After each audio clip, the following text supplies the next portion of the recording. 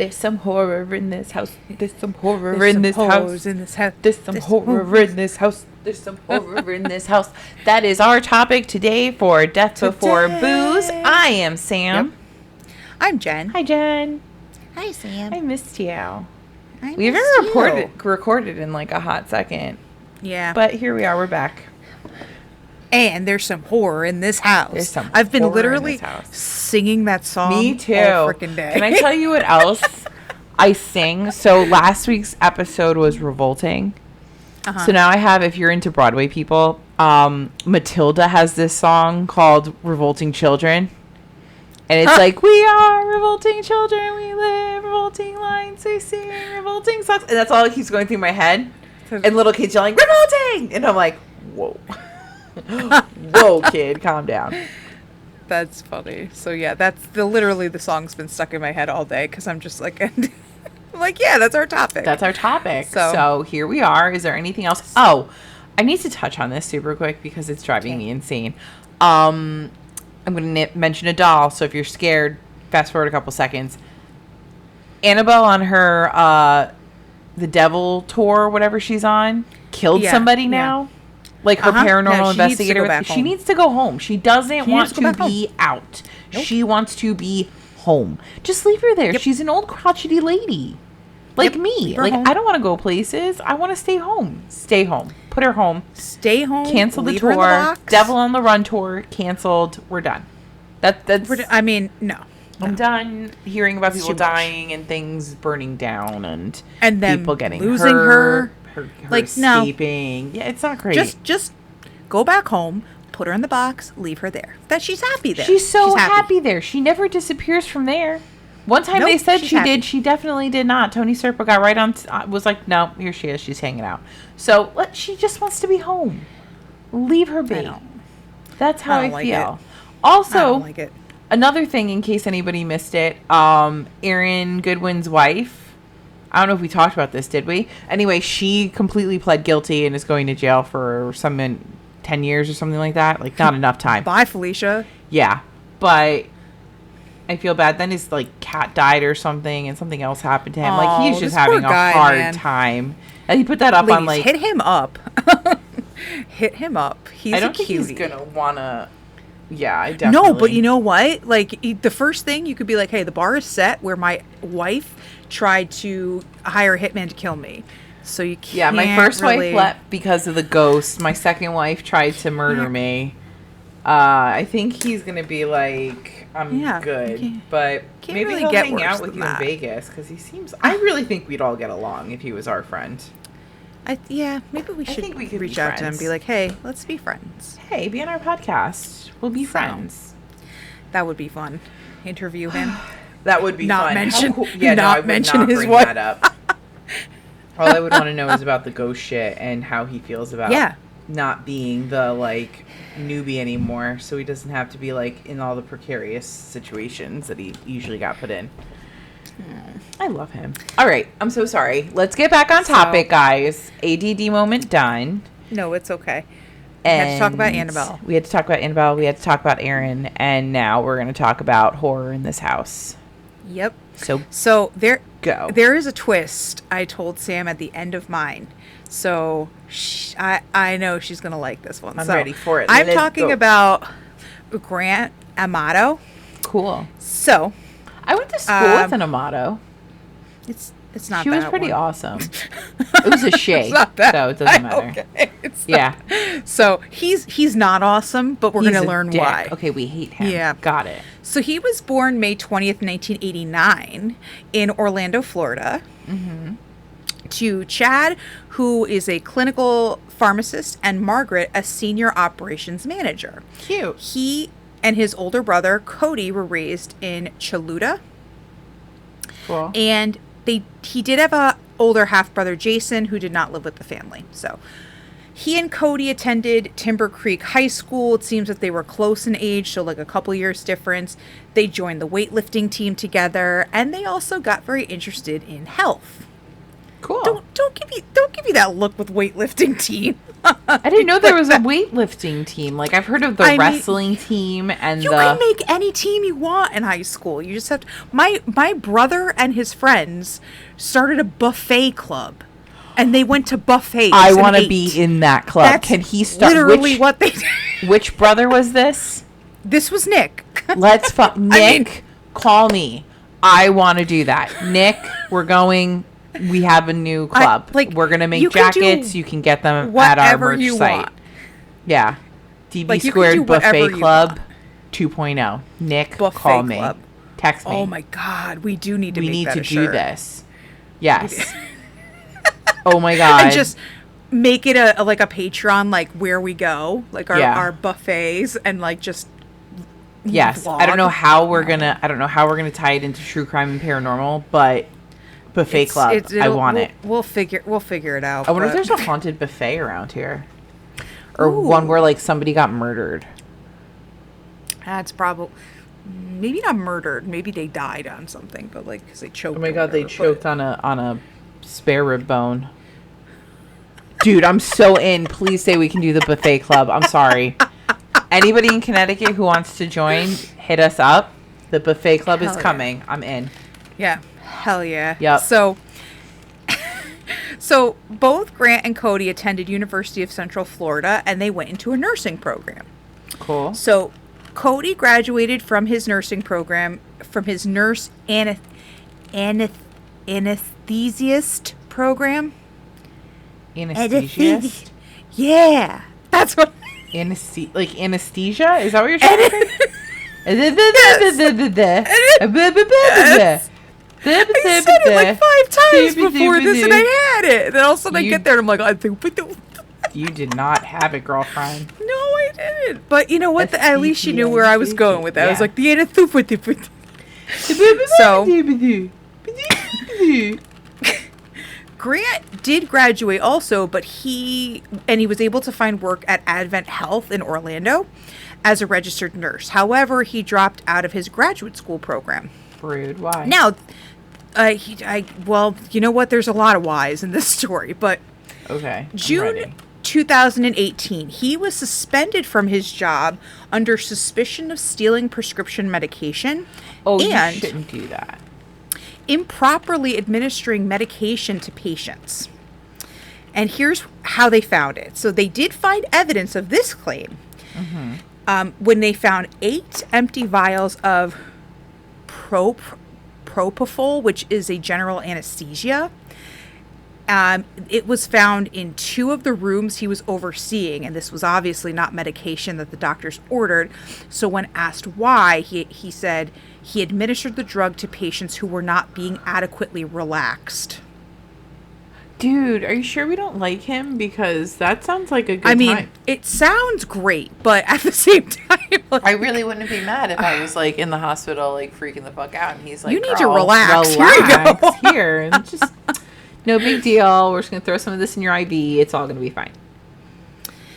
He was fired, obviously, and he was arrested for grand larceny. However, the charges were dropped. Grand larceny? How much did this shit cost? Like, a lot. I don't... Well, I mean, he also stole, apparently, prescription medication. I don't know how much he stole, but... Okay, yeah, crazy. But it wasn't enough for them to continue. They were like, okay, whatever, you're fired, fine. And now, being fired, and obviously you have to put why you were fired on your, applications. He was having trouble finding a job after this. So he decided to become a Twitch streamer. As you do. Because that's what everybody does nowadays. Or start a podcast. Yeah, however, it's not paying any bills. So, no, don't it's think not. that. It's not. Eventually, one day we're going to build the empire. But now, please join our Patreon. Please join our Patreon. Please buy our shit. Thank you. I guess, and when you do start off in like a YouTube, Twitch, whatever type of job, it does take a while to get a following. So, yes. But now he needs some money and whatever. So his parents were like, okay, we're going to pay for the equipment and the setup to help you get there. That's amazing. Thank you, Mom and Dad. It's really nice. Mom and Dad were like, you know what, we support you. For the win. However, Grant wasn't really streaming. He was spending most of his time visiting porn sites, including My Free Cams, to meet cam girls, which is kind of like an OnlyFans. You pay for content, they stream, you communicate with clients. Sometimes you're in a chat room with a bunch of people. So he could have just joined OnlyFans and like streamed there and made his own money. That's how Two-Turn Tony does it. But do you look at you? He wouldn't be able to make any money on OnlyFans. Oh, he's looking for. Yeah. I mean, he could cover his face. Is he that ugly? I mean, once you find out once you know what he did, you're like, whatever. But. I'm ready. So, he ended up meeting a cam model named Sylvie Vensilova. Nailed it. Vensilova? I don't know. Her shows cost 90 tokens a minute. I didn't know how much money that was, but he paid for tokens by the minute because that's how, I guess, it's like a... It sounds like when you call the psychic hotline and it's like $3.99 a minute and then it's like $10 a minute with the 900 numbers. Insert more. Yeah. Oh, insert more money now, please. Thank you. So that's kind of what this is. He was spending up to 4 hours a night on the website, buying 5,000 tokens at a time, which cost $600. Fuck right the fuck off. Oh my God. Are you serious? Dumbass. He was putting on this facade to her because, of course, he was paying for not just the show, but for private chat rooms and stuff. He was putting on this show of like, I'm a successful gamer. So he would send her lingerie and sex toys and spend lots of money for her private time. Good for her. Now, where does he get the money? He's not working. His mom. Well, he steals it from his family, of course. Yeah. So, why not? Mommy. At first, he asked his parents, like, hey, I need whatever for streaming. And then actually his brother Cody, because his brother Cody is working at a hospital. So he's like, hey, can I borrow some money? Fine, whatever. Okay. Within 1 month, he spent $200,000 on this girl. What? Uh-huh. What? Yeah. What? Yeah. What the fuck are we doing? Yeah.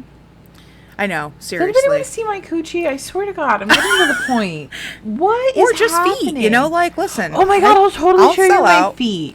I'll sell They're out not for pretty. feet. I'm I not played into soccer feet. Yeah. for a really long time. They're not pretty. But you can look at them if you're going to give me $200,000. That's just one person, too. I will wear lingerie multiple and show you my feet if you will give me money. And the stuff that he sent her, like, she would use on her shows, because whenever she got sent something, it was kind of like expected that, hey, I'm sending this to you, here's extra money to so she'd put it on. I mean, or whatever. that makes sense. And that's one person. And she got that much money a month. That's amazing. Good for her. Good for her. Good for her. I'm so impressed and jealous of this girl right now. Yeah. Now, around this time, for whatever reason, Grant left home. He sent a message to his mom saying he was tired of everything and he's going to handle things on his own. So you got tired of stealing $200,000 from his family? Right? So Mom and his brother told the police, hey, he's missing. He seemed depressed. He might be suicidal. And he has access to guns because that's, of course, whatever. Yep. However, Grant did return home and his parents agreed, okay, you need some help. And after checking their bank accounts and finding, we have no money, they felt he needed help with this addiction. So they sent him to a rehab center for porn. I'm calling it obsession. Yes. So, it's a rehab center for porn and internet addiction, which cost them $15,000. So Mom and Dad really cared and they really were trying with him. Now, the program was supposed to go for 60 days. Grant returned home in 2 weeks. 14 days is enough for me. I'm cured. He's amazing. Look at him. He's doing great. He's doing great. Non-existent Twitch career, got his cam Yep. girl, got his certificate of I'm no longer addicted to shit. What did his cam girl say when he stopped? See, here's the thing. I feel like, I mean, I don't know because I don't. You don't know her. You didn't call her up. I don't know her personally, but I also don't know how cam girls work. But I'm assuming it's kind of like a YouTube stream where you're streaming, you're a Twitch stream, you're live, you get people like donating, but you're not necessarily seeing them. And you don't really know them personally. So that's why a lot of fucking social media people, or not social media, but a lot of streamers get like stalked and freaking stuff like that because people are like, oh, I gave you a lot of money. And they're like, yeah, so did a lot of people. I don't know. So I'm willing to bet that she knew him because they chatted. Yeah. But this was a job for her. Like, this wasn't like a romantic interest. Yes. We're not so fuck. Deal with it. Yeah. You live in your mom's basement. Absolutely not. So once he came home, his parents were like, okay, here is your ultimatum. It's 0 tolerance. This is what you need. You need to get a job. Yes. You need to go to therapy. Yes. Good. You need to pay for your own cell phone. Duh. And you need to stop having any contact with this girl because that seems to be the issue. Fair. Well, he used his mom's phone to contact Sylvie, and Dad found out. Dumbass. So at this point, Dad was like, you know what? You got to pack up and leave because, like, we're trying to help you. You're really not helping. This is the one thing we told you freaking not to do. Yeah, good. So we fast forward. Exactly. So I'm assuming after the new year, because this is around January 24th, 2019, that's when around the time that they were like, we're done. You got to pack up your shit and go. So on this day, Cody, his older brother, was texted by his dad saying it was urgent. He needed to come home from work ASAP. Uh-oh. So he was like, oh crap, something's going on. So he packed up, he went home, and he left his shift at the emergency, or at the center. Okay. However, everyone, whatever, fine. We'll talk to him tomorrow. Cody didn't come in the following day. And his coworkers started to get a little nervous because they're like, this isn't like him. He's usually here early. So they called the police and requested a wellness check. Smart. A welfare check. I love that. Okay. I'm not going to like what arrived, happened, am I? No, you're absolutely not. Police arrived at 9:15 in the morning, entered the home after receiving no response. When they walked in, they found Dad on his back on the kitchen floor with 2 gunshot wounds to the head. No. Cody was found with a gunshot wound in the head, and he was lying in the fetal position with the murder weapon near him. Okay. And Mom was found with a single gunshot wound to the back of her head, and she was sprawled across her desk on her home office, almost like she wasn't like she had no idea it was coming.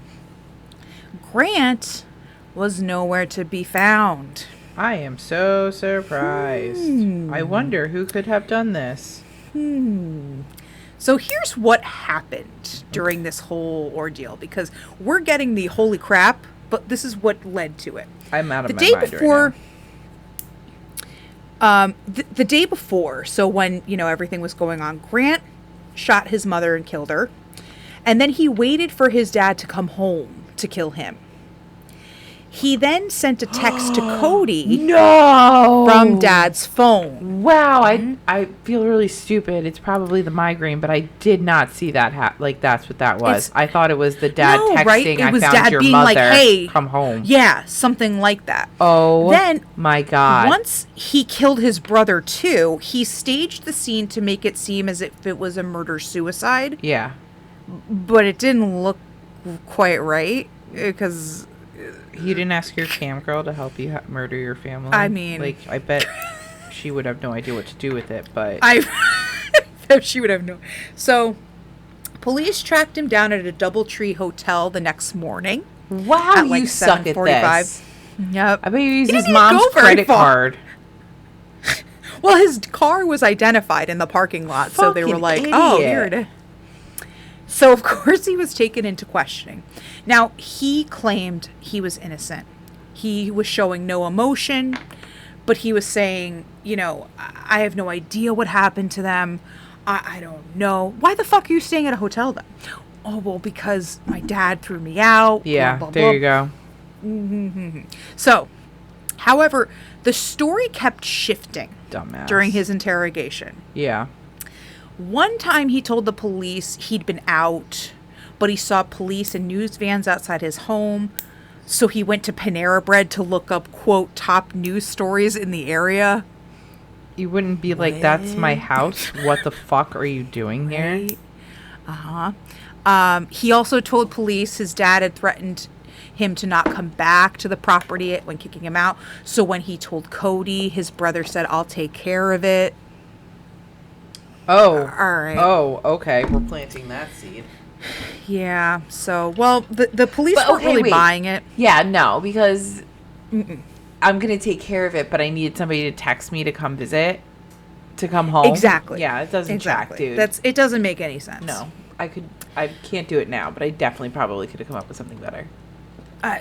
Honestly, listen, we always go to Sam for alibis. This is he put 2 shitty stories in there and you're like, bro, at least one of them should be believable. Yeah. But I mean, when you started off with me and my dad had a fight and he kicked me out, so I'm at the DoubleTree now. Okay, right. That one checks. Everything else after that, you really didn't think this out. No. Dumbass. Okay. So he was, of course, arrested and charged with first-degree murder, and his bond was set at $750,000. Not enough, but okay.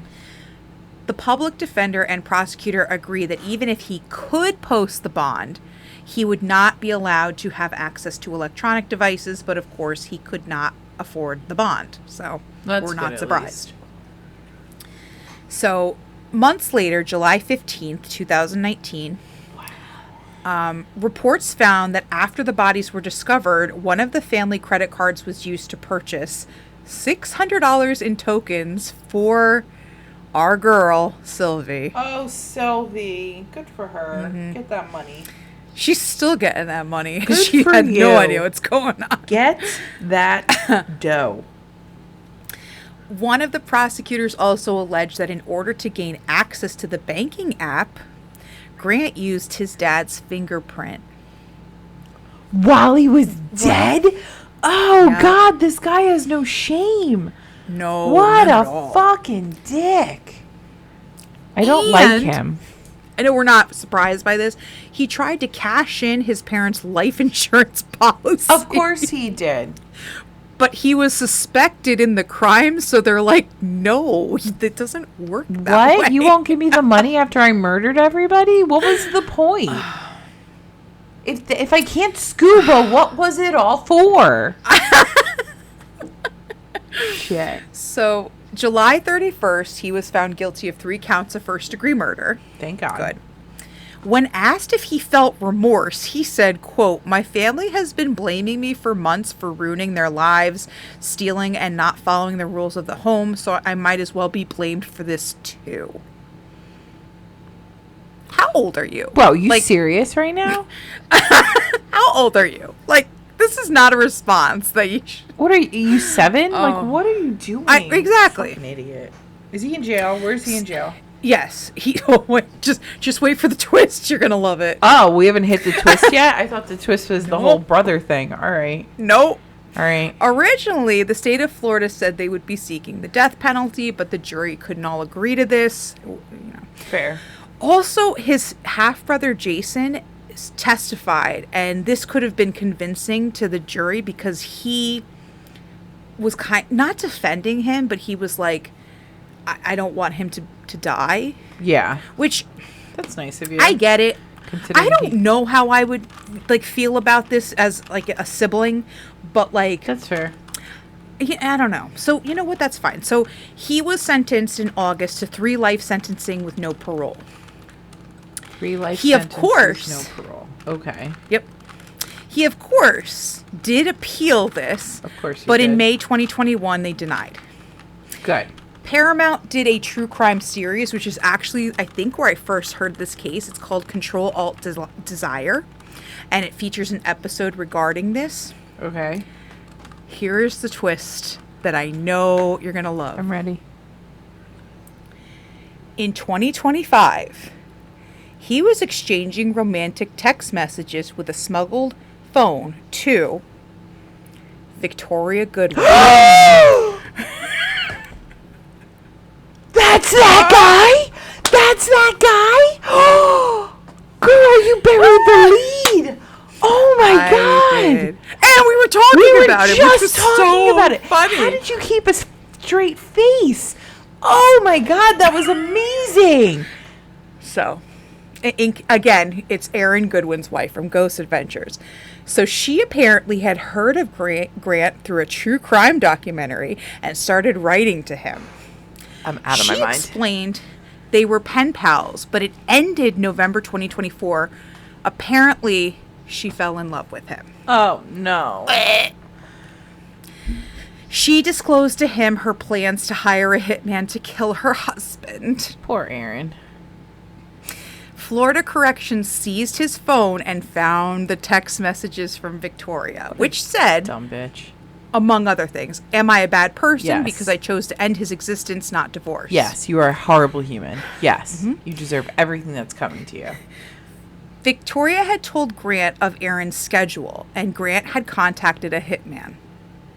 Yo, imagine her in Obviously, prison right now, like sitting in it like didn't the work. rec room. Yeah, but imagine her in prison right now, like sitting in the fucking rec room, and like if I was there with her, I'd be that cunt who just kept putting on Ghost Adventures, like just Travel Channel all the time. oh. Be like, wow, look at that. Wow, look at this guy. Isn't he hot? Yeah, Isn't look he- at this isn't he dude. Cute? Isn't he cute? Dumbass. Wow, what a bitch wife. What a horrible wife you are. You are a horrible person. So obviously, again, it didn't work, but those text messages were again crucial evidence for Victoria, who Sam said pled guilty. So now she's got some time. Even though Grant's already in there for life, that could kind of add to his sentencing. So like, Good. Never But- get out. Stay. but what in the fuck? Like I saw the minute I started looking this up, I saw wife of Ghost Adventures person. I was like, I gotta fucking do this How do you one not? because My. there it is. Wow. Yeah, that was There's the your twist. twist. Okay. Well, Woo. wow. Speechless. Yeah. I mean, I'm going to be covering a house today. Erin Goodwin has been there, if that. We'll get to it. I mean, you know but what? It all comes it's together. full circle. It's This is- all, like full circle. I love how in our little business chat before we were talking about how we hadn't double teamed anything for this quarter and we should figure it out to double team something, and I feel like we did. I feel like inadvertently we double teamed Erin we Goodwin. always sometimes. Oh my God, that we always sounded so sometimes, bad. Like come full circle. I just It said did. we double timed Erin Goodwin. Hey, Erin. Oh my God, that's so bad. I'm married and I love my husband. Okay. So, today I'm going to be covering a house. It stands today just as it did in 1736. It has weathered coastal storms, witnessed the signing of the Declaration of Independence, and survived the devastating hurricane of 1938. It stood through the Revolutionary War, the Civil War, as well as the rise of industry in America. A true piece of history, and extremely haunted. Today, we hear the tale of the Conjuring House. The Conjuring House. The Conjuring House. I love how we give everything a theme song. I don't know why. It's just my thing. I love it. I do the same thing. I walk around the house and make up like little jingles for things for no apparent reason. Yeah. I mean, it's the ADD, I think. Okay, so originally it was known as the Arnold Estate because the Arnold family lived there. I know. You're shocked. And it was built in 1736. It created a 200-acre farm located in Harrisville, Burrville, Rhode Island, like kind of on the cusp. And the house and farm were passed through generations. Various family members lived and died on this land. Some of the known deaths on or around the property include drownings, diseases and natural deaths, suicides, and possible murder. Moida. There's been a Moida. All right, so we're going to chat about Bathsheba Sherman. Okay. She was born in 1812, and she lived nearby. She married Judson Sherman in 1844, and they had 4 kids, with only one surviving to adulthood. Super sad. They lived on the Arnold Estate, and then when they lived there, it was called the Sherman Estate. Duh. But at some point, Bathsheba was accused of infanticide of a neighbor's son. It said she murdered the baby by sticking a knitting needle through his skull. Ugh. There was never enough to formally charge or convict her of the crime. But after that happened, people kind of steer clear from her. I get it. There was also a report that after the baby issue, she may or may not have drowned her son in the well that's in the basement of the Conjuring House. There's a well in there? Yeah. Is this the only son that survived? Well, no, because he died. The only son... Well, yeah, no, there was one son that survived to adulthood.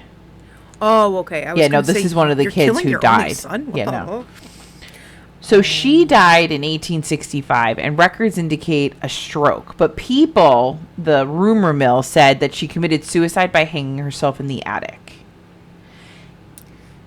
Actually, very shortly after drowning her son in the basement. So she wouldn't get caught. Oh, It's one of those things.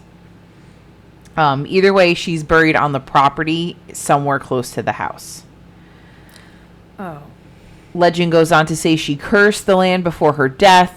After her death, rumors flew that she was actually a witch who had sacrificed her babies to the devil. And that's when they found a baby skull with a knitting needle in it. That was her way of sacrificing it. Oh. But here's some fun stuff. Historians can't corroborate the whole Bathsheba thing. She was a real person. She died at 73. Again, probably of a stroke. But there's no verified record of her... of actually tying her to the Arnold property, like her living there, or any infant dying under her care, or anything about a murdered son. But she may have been an asshole to her slaves. That was a thing. Yeah. Yeah, she used to beat them and not feed them and stuff, which is not nice. Don't do that. How about we just don't have slaves? That could be good too. Yeah. So some local lore of the farm say the land is cursed, whether it be from Bathsheba, Native American tribes, or just spiritual unrest from unmarked graves on the property. The house's location is said to be in an area of high spiritual activity to begin with because of ley lines and environmental factors that contribute to the energy disturbances. Where it is. And then, okay, let's jump ahead almost 100 years. So it's January of 1971. And the Perron family move in. So it's Roger and Carolyn Perron. They move into the 14-bedroom farmhouse with their 5 daughters. 5, not 7, 5. So we're still under the Jen's crazy for covering this number. Mm-hmm. Their names are Andrea, Nancy, Christine, Cindy, and April. And that's their age line. So Andrea is the oldest. Okay. April is the youngest. I think April was 5 when they moved in. Like super little. This place has... it's 14 bedrooms or 14? Bedrooms, it says. So not all rooms, just bed. That's I saw big freaking 14 house. Bedrooms. Yeah. That's a big house. Big house. And I think it kind of looks like it, like when you look at the house, it looks like they just kept adding to it and adding to it and adding to it, like through the years. So almost immediately shit started popping off, small and slow. Carolyn kept losing the broom. So she would like sweep and then put it against the wall and it would be gone. She felt the girls were playing tricks on her. But after she swept the room and like cleaned it up and put the broom away, she'd go back in that room and there would be a perfect pile of dirt. Like garden dirt, not like shit that accumulates in your house dust dirt. Does that make sense? Yeah, no, that makes sense. Direct- I mean, it doesn't make sense, Yeah. but it makes sense. And the dirt pile was always directly in the center of the room. Huh. That's weird. Then the 2 littles, Cindy and April, started playing with a new friend who was a little boy named Oliver Richardson. And Richardson was another family that lived on the property at some point. But April, being the youngest, always asked if Oliver could go outside and play with them. And then Cindy would have to remind her that he was a spirit and spirits couldn't play outside. Yeah, I don't. I'm good. Yeah. From there, the family started. Tell your friend to stay inside. Yeah, no, he can stay You can stay over inside. there. Thank you. Thank you. Thankful. So the family started to see shadows in the corners, hear footsteps, and watch their bedroom doors open and close. And things started to get worse. Reportedly, every morning at 5:15, everybody's bed would shake for a solid minute. Oh. Roger then reported a, quote, cold and stinking presence that followed behind him at any time he entered the basement. And other members of the family started to report smells of rotting flesh throughout the house. So now we get into some, like, not great stuff. So one night, Carolyn's sitting in the living room, and she feels this really sharp pain in her leg. And when she looks down, there's a small circular wound, and there's, like, blood coming out of it because, like, she was stabbed. And it looks like it could have been a knitting needle. Like, the round stabbing. So now, here we go. We re-enter Bathsheba. It said she was a very angry spirit who very much enjoyed terrorizing Carolyn specifically. She was usually accompanied by the smell of rotting flesh. And now they don't actually know. Let me put this out there. They don't actually know that this spirit is Bathsheba. They just kind of, because of the lore, they say it's her. Does that make sense? Am I saying that right? Yeah, no, that makes sense. So they're just named whatever this entity is, Bathsheba. Again, accompanied by the smell of rotting flesh. She would also make things levitate, and then she would throw the things that she would levitate, and then a lot of times she'd throw them at Carolyn. And she was also known to slap and scratch Carolyn on more than one occasion. Oh, that's... Considering she was affected the most by the house, you know, she had been hit, scratched, stabbed, and just emotionally drained, Carolyn took it upon herself to go to the library and start researching the house and the land. When she did this, it was a little, you know, just off the cuff, you know. She wasn't exactly a researcher to begin with. I want to put that out there now. But she found at least a dozen mysterious deaths occurred on the property, including the murders of an infant and a child, a suicide in the attic, and multiple drownings in the nearby creek, mostly involving the Sherman family who lived on the land for 8 generations. That's a lot of drownings. It's a lot of death. Not great. So once she did this research, the experience began to increase in severity. It seemed to be angry, and Carolyn called in the big guns, Ed and Lorraine Warren. So now they come in to investigate. At this point, they've investigated over 10,000 cases of hauntings by spirits, and they are considered the experts in the paranormal field. So Amityville has happened, Annabelle has happened, now we're here. So they made multiple trips up to investigate. They claimed a member of their research team saw a misty figure of a woman. And they all heard unexplained noises and other phenomena. They finally performed a seance, which they did a lot. Some people say it was an exorcism. It wasn't. It was a seance. They had a seance, and during it, Carolyn Perron seemed to become possessed. She started speaking in tongues. Her chair rose in the air with her in it. Then she, in the chair, contorted into like a little ball and screamed so loud that the family thought that she was being murdered there in front of them. Now, Andrea, the oldest daughter, watched the whole thing, and she says she felt faint while listening to her mother, quote, speak in a language that was not of this world in a voice that was not her own. Oh, I don't like that. No. After the seance, Andrea claimed that her mother was possessed for several minutes, and then she was slammed against the floor with her head. She had temporarily lost consciousness, but after everything was over, she returned to her former self.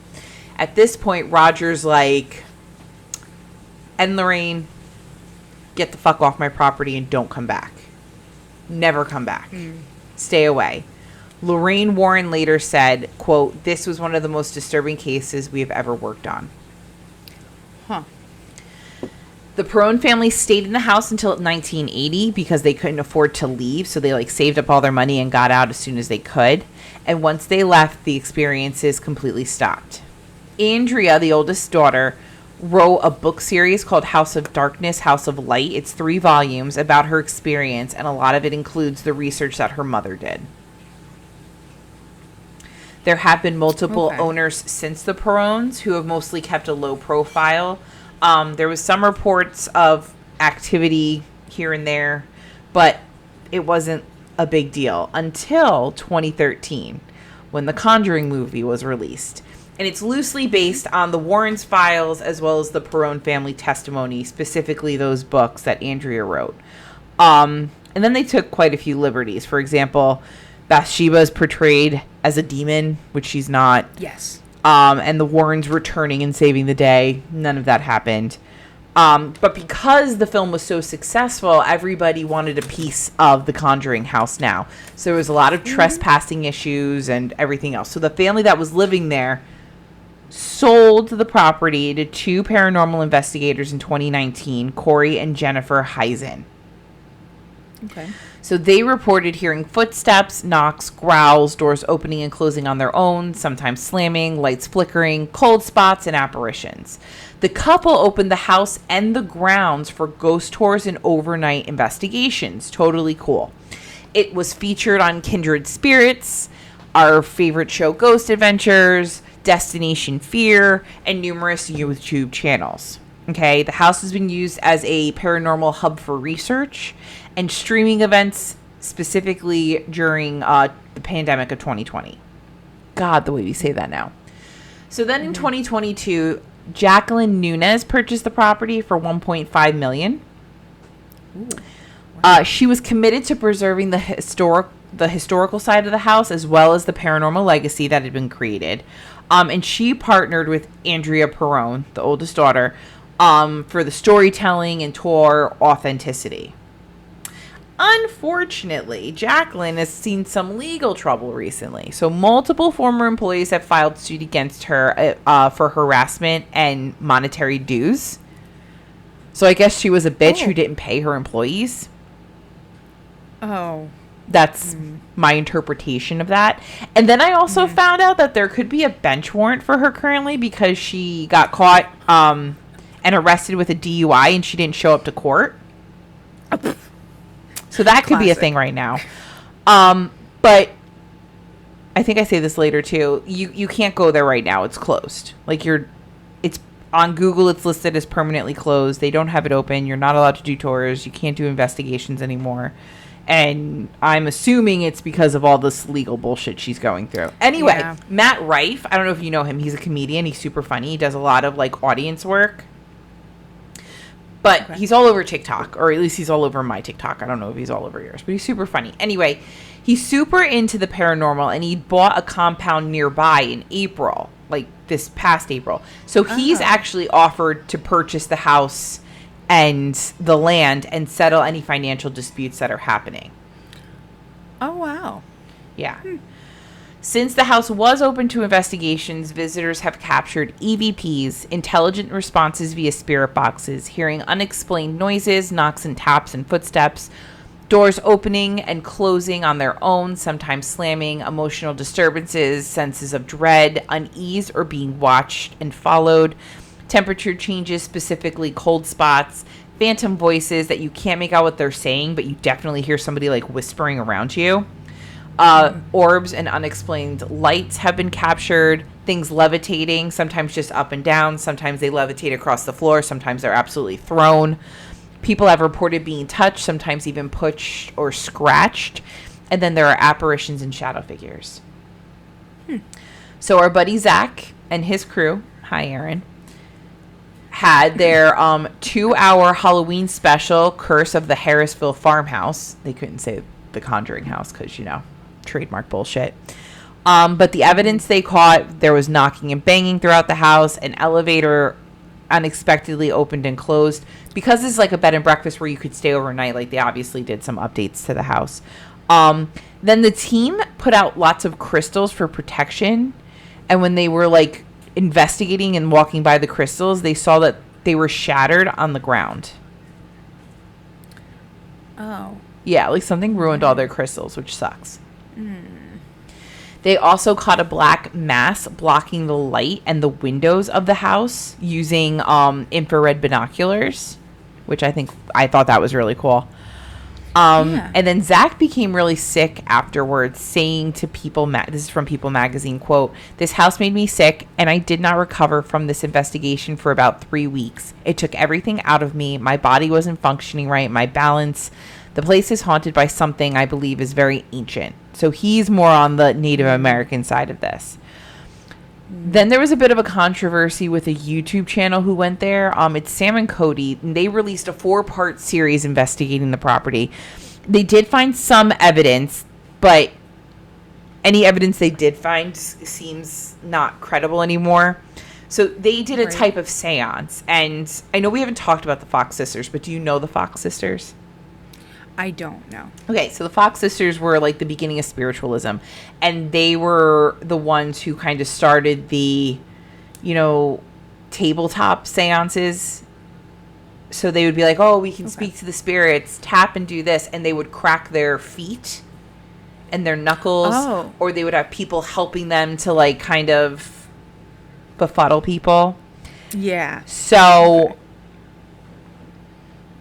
It said that they started connecting with the spirits using tapping to spell out words. And the ghosts were talking to them. And one of them was like, the ghost knew my grandmother's nickname and nobody in our group knows my grandmother's nickname. Like that type of thing. Oh. Yeah, But now it's speculated that Sam can actually crack his feet or his toes in a way. That was the tapping noises they were hearing. So now... people like have completely discredited whatever they do. I do follow people who work at the Conjuring House, and just a quick couple things. Whenever they go in, they always say hello to the house upon entering, or like if they're staying overnight, because if they have people staying, somebody has to stay. So if they wake up in the morning, they have to say hello to the house. They knock on any and all doors before entering a room. Doors of any kind, so cupboards, closets, basement, front door, open and close on their own at any given time. You just hear the latch open and the door swing open. At one point, there was a girl who worked there and she had her ovulus out and she's like, "Can I come to the basement?" And they're like, "Yeah, okay." And she walked down. There was another one where she had the ovulus and she went up to the attic and she knocked on the door and said, "Can I come in?" and didn't get an answer. So she opened the door and the door immediately slammed in front of her. It was like, "No, you can't come in." No, you can't come in. So, and then when they leave, they say goodbye to the house and they religiously say no one is allowed to follow them home. Okay. Those are just little things that I saw on like their TikToks and stuff. So the house is at 1677 Round Top Road in Harrisville, Rhode Island. Please don't go trespass.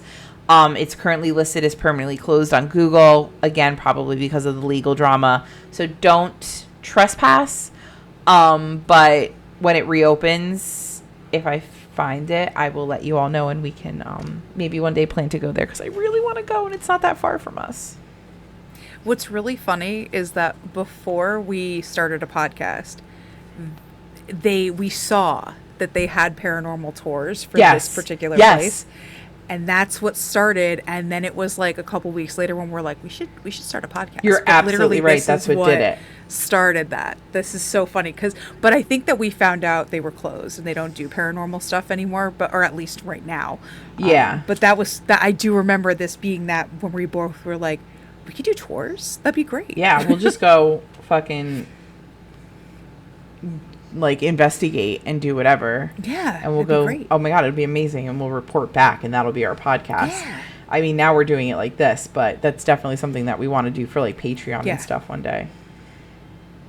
I'm trying to see if it's still closed on the Conjuring House. Come on. I was just going to ask, is it still, because I remember us talking about it and it was right before we started, but I don't remember if it was still closed. But you know what? Hopefully that guy buys it and is able to buy it, because that would be really cool, because he could bring all that stuff back. That'd be neat. Yeah, I can't find their website right now. But the other day when I was looking at it, it said permanently closed. So I was like, shit. Oh. But yeah, maybe Matt Rife will buy it, and then we can go see him. Yeah, He's fun don't too. trespass, because you could ruin it for everybody. So don't do that. Yeah, don't be a dick. Just let it go. Yeah, just let it go. And that's the Conjuring House. Super fun. Wow. Yeah. And there's like so much more. I could have kept going, but I'm at like 11 pages. I was like, I really need to stop because this is going to be a really long one. All right. So thanks for joining us. Yeah. Hope you liked what we talked about today for our, the horrors in this house. Make sure you're following us on social media. Facebook and Instagram are where we're the most active. Make sure you rate, review on Spotify, Apple, Facebook. They all have that. So yeah, Spotify. Go to our website if you want to see any of our sources or pictures or notes. Feel free to go over there. Our website is deathbeforebooze.com. While you're over there, if you're all caught up and want more of our craziness, feel free to join our Patreon. There's a link there. We know the financial shit is kind of weird right now, so we totally understand. Just keep sharing and liking our stuff and commenting on all of our socials. That really helps us out as well. But Patreon starts at $5 a month if you want some more craziness. Then you can also get some of our merch. And I think I covered everything. I don't know. Just visit us on social media and say hi, because we miss you guys. Hi. Say hi to me. No, it's fun. And we do interact. Like literally on Facebook, I interact with everybody who messages us. So yeah, I try to on Instagram too. So make sure you say hi. Okay, love you guys. See you next week. All right, love you guys. Stay spooky. Bye.